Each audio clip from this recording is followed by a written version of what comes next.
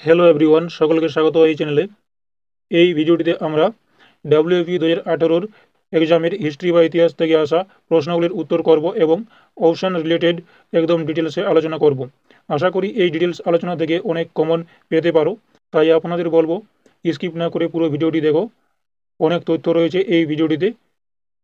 তো ইতিহাস থেকে আসা প্রথম প্রথম প্রশ্ন, 1928 সালে বারাদৌলি সত্যাগ্রহ আন্দোলনের নেতা কে ছিলেন? Option A Vithalbhai Patel, B Mahadev Desai, C Sardar Vallabhbhai Patel, D Mahatma Gandhi. Answer option C Sardar Vallabhbhai Patel. ইনি বারাদৌলি সত্যাগ্রহ আন্দোলনের নেতা ছিলেন। 1928 সালে এই আন্দোলন হয়, এর নেতা ছিলেন সর্দার বল্লভভাই প্যাটেল। এই আন্দোলন হয় গুজরাটের সুরাট জেলার বারাদৌলি অঞ্চলে। এই আন্দোলনের মেয়েরা বল্লভভাই প্যাটেলকে সর্দার উপাধি দেন। তো এখান থেকেও কোশ্চেন হতে পারে যে সর্দার বল্লভভাই প্যাটেলকে বা বল্লভভাই প্যাটেলকে কারা সর্দার উপাধি দেন? তো অ্যান্সার হবে বারাদৌলি সত্যাগ্রহ আন্দোলনের যে মেয়েরা অংশগ্রহণ করেছিল বা নেতৃত্ব দিয়েছিলেন তারা বল্লভভাই প্যাটেলকে সর্দার উপাধি দেন। তো এই আন্দোলনের যে মহিলারা নেতৃত্ব দিয়েছিলেন তারা হলেন মিঠুবেন প্যাটেল, মণিবেন প্যাটেল, সারদা মেহতা ও ভক্তিবাই প্রমুখ মহিলা।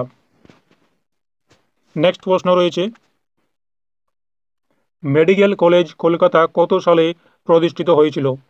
অপশন এ 1840, বি 1857, সি একটু টাইপিং মিস্টেক আছে, তো C 1835, D 1823। Answer option B 1835। 1835 সালে কলকাতা মেডিকেল কলেজ প্রতিষ্ঠিত হয়। এটি ব্রিটিশ ভারতের তৎকালীন governor general Lord William Bentinck এই কলকাতা মেডিকেল কলেজের প্রতিষ্ঠাতা। এর প্রথম অধ্যক্ষ হিসাবে নিযুক্ত হন Ford Joseph Bramley. Next question রয়েছে, পাল বংশ কোথায় রাজত্ব করেছিল? Option A Madhya Pradesh, B Bihar, C Maharashtra, D Delhi. তো এর answer option B Bihar. Pala বংশ বিহারে রাজত্ব করেছিল। এই পাল বংশের প্রতিষ্ঠাতা হচ্ছে গোপাল, শ্রেষ্ঠ সম্রাট দেবপাল, শেষ সম্রাট মদন পাল এবং এই বংশের ধর্মপাল মগধে বিক্রমশিলা বিহার, সোমপুরী ও অদন্তপুরী বিশ্ববিদ্যালয় স্থাপন করেন। নেক্সট প্রশ্ন রয়েছে, দিল্লির প্রাচীন নাম কি? Option A Goa, B Indraprastha, C Pataliputra, D Ayodhya.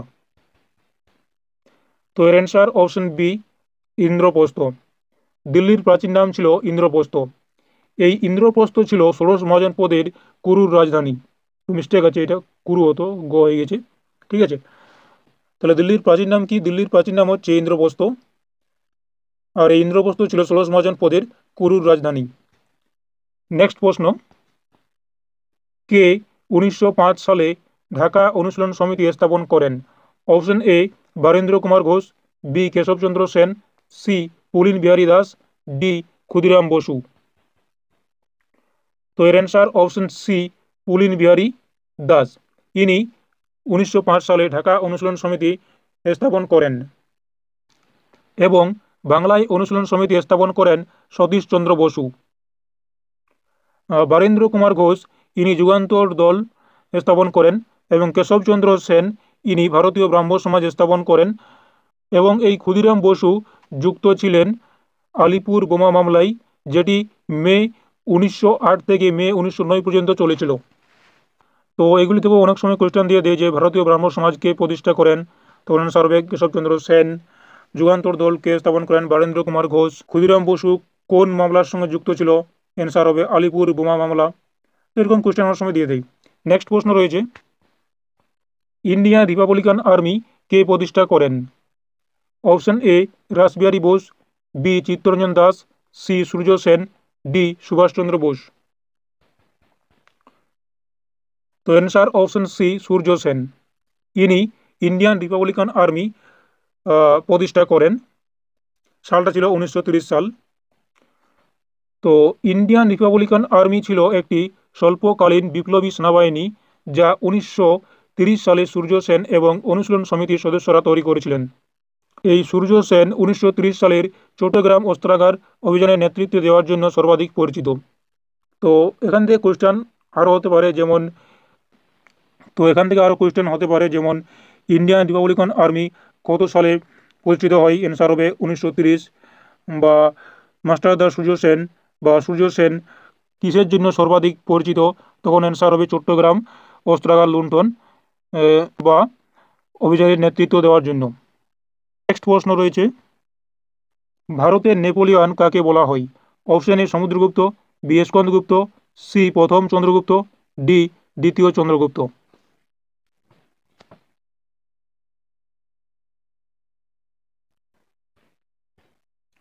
Answer option A Samudragupta. ভারতের নেপোলিয়ন বলা হয় সমুদ্রগুপ্তকে।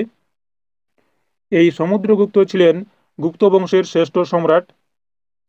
আর প্রথম চন্দ্রগুপ্ত শকাব্দ চালু করেন 320 খ্রিস্টাব্দে এবং তাকে গুপ্ত বংশের প্রকৃত প্রতিষ্ঠাতা বলা হয়।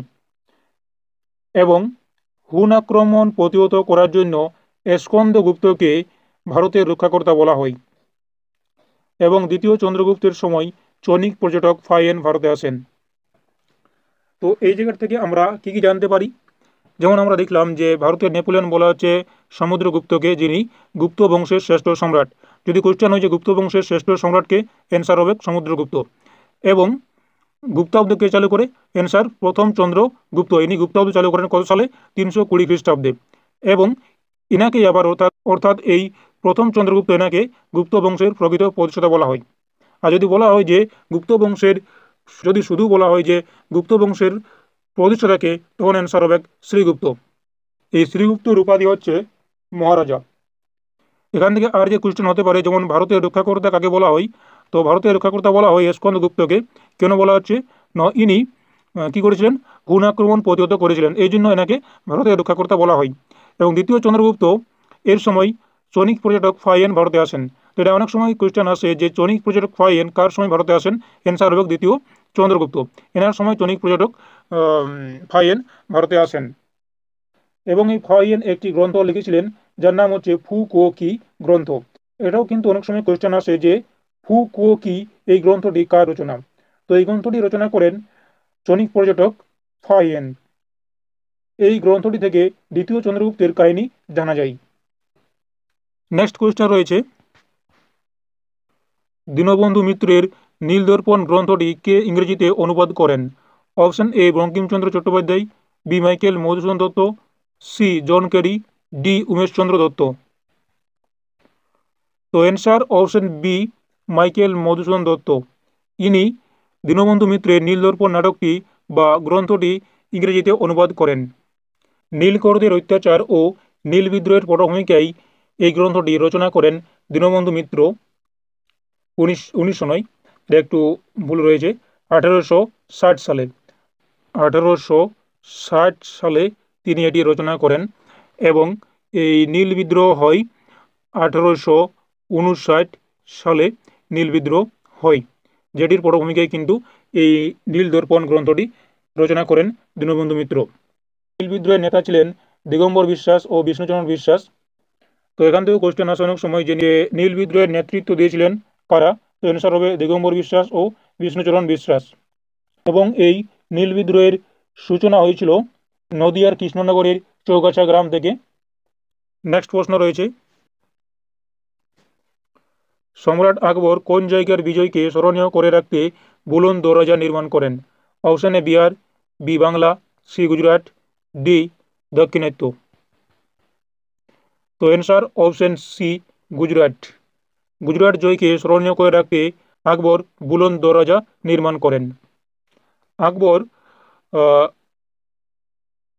1573 সালে গুজরাট জয়কে স্মরণীয় করার জন্য নির্মাণ করেন এই বুলন্দ দরজা। এই বুলন্দ দরজা ভারতের উত্তরপ্রদেশ রাজ্যের ফতেপুর সিক্রিতে অবস্থিত। তো এখান থেকে অনেক সময় কোয়েশ্চেন হয় যে বুলন্দ দরজা কোথায় অবস্থিত? অ্যান্সার হবে উত্তরপ্রদেশের ফতেপুর সিক্রিতে। ঠিক আছে। এবং এই বুলন্দ দরজা 1573 সালে গুজরাট জয়কে স্মরণীয় করার জন্য তিনি নির্মাণ করেন। নেক্সট প্রশ্ন, অজন্তা গুহা চিত্রগুলি কোন সময়কার? অপশন এ গুপ্ত বংশ, বি রাষ্ট্রকূট বংশ, সি মৌর্য বংশ, ডি পাল বংশ। তো এর অ্যান্সার অপশন এ গুপ্ত বংশ। অজন্তা গুহাচিত্রগুলি গুপ্ত বংশের সময়কার। তো আমরা এর আগে জানলাম যে গুপ্ত বংশের প্রতিষ্ঠাতা কে ছিল। গুপ্ত বংশের প্রতিষ্ঠাতা হচ্ছে শ্রীগুপ্ত এবং প্রকৃত প্রতিষ্ঠাতা হচ্ছে প্রথম চন্দ্রগুপ্ত। এবং রাষ্ট্রকূট বংশের প্রতিষ্ঠাতা হচ্ছে দান্তি দুর্গ। মৌর্য বংশের প্রতিষ্ঠাতা চন্দ্রগুপ্ত মৌর্য। পাল বংশের প্রতিষ্ঠাতা গোপাল। নেক্সট প্রশ্ন, কোন সালে নেতাজি সুভাষচন্দ্র বসু দেশত্যাগ করেছিলেন? Option A 1942, B 1943, C 1940, D 1941। Answer option D 1941। 1941 সালে 17 জানুয়ারি সুভাষচন্দ্র বোস তার আলগিন রোডের বাড়ি থেকে জিয়াউদ্দিন ছদ্মনামে পালিয়ে যান। আত্মীয় সভার প্রতিষ্ঠাতা কে? Option A Motilal Nehru, B Chittaranjan Das, C Raja Rammohan Roy, D prince Dwarkanath Tagore. তো answer option C Raja Rammohan রায়, ইনি আত্মীয় সভার প্রতিষ্ঠাতা। এই রাজা রামমোহন রায় 1815 সালে এই আত্মীয় সভা প্রতিষ্ঠা করেন এবং তিনি 1828 সালে ব্রাহ্ম সভা প্রতিষ্ঠা করেন এবং 1830 সালে ব্রাহ্ম সমাজের প্রতিষ্ঠা করেন। তো এই ছিল 2018 WFE প্রিলিমিনারি এক্সামের ইতিহাস থেকে আসা বেশ কিছু কোয়েশ্চেন, যেগুলি আমরা ডিটেলসে আলোচনা করার চেষ্টা করলাম। আশা করি ভিডিওটি ভালো লেগেছে এবং এই ধরনের আরও তথ্যপূর্ণ ভিডিও পেতে এই চ্যানেলটি সাবস্ক্রাইব করে রাখতে পারো। Thanks for watching.